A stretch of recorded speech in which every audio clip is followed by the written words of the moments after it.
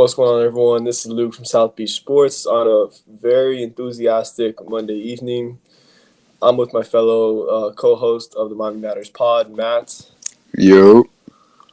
And we're here to recap the Miami Heat's 98-132 loss to the Milwaukee Bucks in Game 2 of the NBA playoffs. So let's start off by reading off some of the top performers of the game.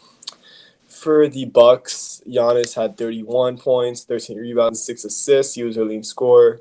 Chris Middleton also chipped in with 17 points on only 5 shots. Now let's talk about Brent Forbes. He had 22 points, 5 rebounds. And how many threes did he make?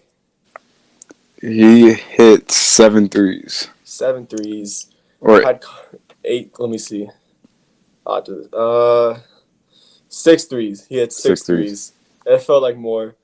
Pat Connaughton chipped in with 15 points on 5 threes. That's fun. Let's talk about the top performers for the Heat. Dwayne Dedmon had 19 points and 9 rebounds to go along with 2 assists. I thought Dedmon was the only Heat player that actually played well this game. I thought Goran Dragic also played decent. He had 18 points, 2 rebounds, and 4 assists. I'll get more into Goran when I'm talking about my thoughts of the game. Bam Adebayo had 16 points, 5 for 11 from shooting.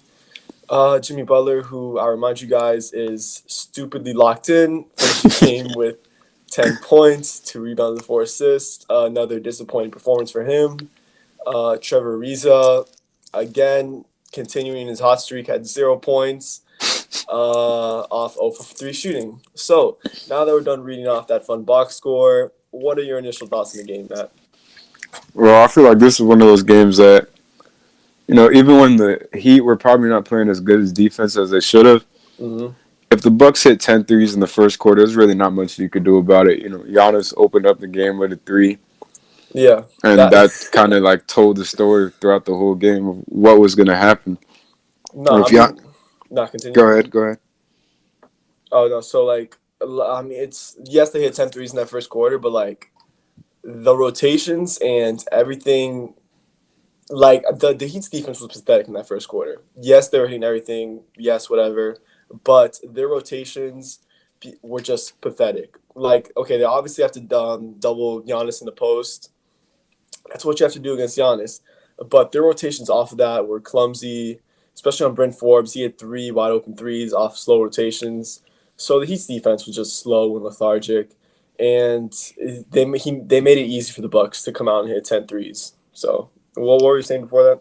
Yeah, I mean, it really showed what can happen if you put Giannis in the post. This game, and then one of the first quarters, in this first quarter, it was honestly one of the, besides the 3 that he hit, it was one of the times I've seen Giannis post up the most, which I feel like he should do. Obviously, he has to work on it more, but if Giannis can learn how to pass out of the post and, get a couple post moves in his bag, with how physical he is, how athletic he is, there's no one that can really guard him. No. And, after the Bucks got off to their hot start, Jimmy, honestly, I saw him trying to be aggressive, trying to get his team back in the game, but he only had 4 assists, but it felt like he was creating a lot more plays, especially for Dwayne Dedmon. He was cleaning up a lot. And, he was trying his hardest to get his team back in, but really he couldn't do nothing. Every time they would score, Brent Forbes would just come down and hit another shot. So I damn near do I was when so there was this 1-3 in the second quarter where Tyler Hero was so deep in help side while guarding Brent Forbes. He was embarrassingly deep in help side, like it was Giannis in the perimeter, and I damn near threw my phone. That shit was. See, because I feel like as you guys are last year, I feel like your expectations got set a little bit too high. Yeah, because for sure. You still got to remember. Besides, you guys have a couple of veterans here and there, but a lot of your core is really young. Bam is young. Kendrick Nunn is young. Duncan Robinson's young. Tyler Hill's young. So they're not going to give you, all-star or star, great production every game. So, I mean, and then this Bucks team is very, very much improved. oh, for As sure. Drew Holiday had 15 assists today. That's something that They had 50. Oh my god! I they just saw that now. yeah Wow. he never would have got from Eric Bledsoe last year.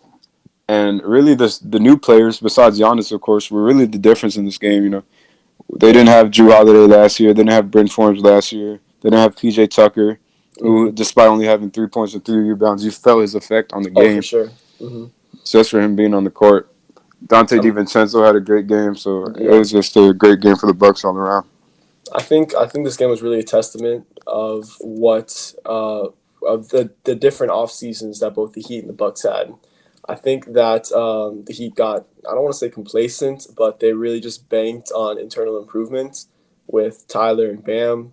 I think we've definitely seen at least a step from Bam from last year. Tyler, we can talk about that later. It's yeah. But yeah, he really banked on their internal improvement. They signed Mo Harkless and Avery Bradley in the offseason, which obviously did not work out. I like their mid-season additions of Ariza, Deadman, and Oladipo. Even though the Oladipo trade at this point didn't work out because of injury, the what you gave up to get Oladipo would always be a win in my book. Um, Compare that to the Bucks, who went out and signed or traded for Drew Holiday, who's just been amazing for them. Such a huge upgrade over Eric Bledsoe.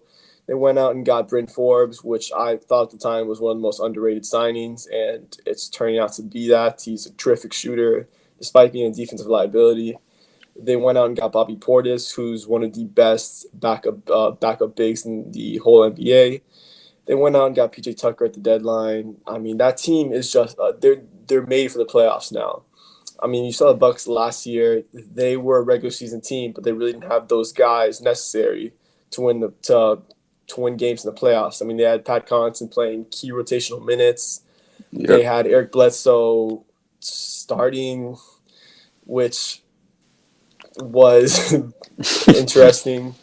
And yeah, I mean, it's a completely different team now, and the Heat are just no match for them at this point. One of the craziest things about this game is this was out of how many games has Giannis played against the Heat now in the playoffs? He's played. This was his seventh game. No, sixth. Excuse me. No, Uh, six. no, Because se- what yeah. I think When wasn't they that lost game in 5 five, last year? yeah, he was out. He was out. Yeah, So this is yeah.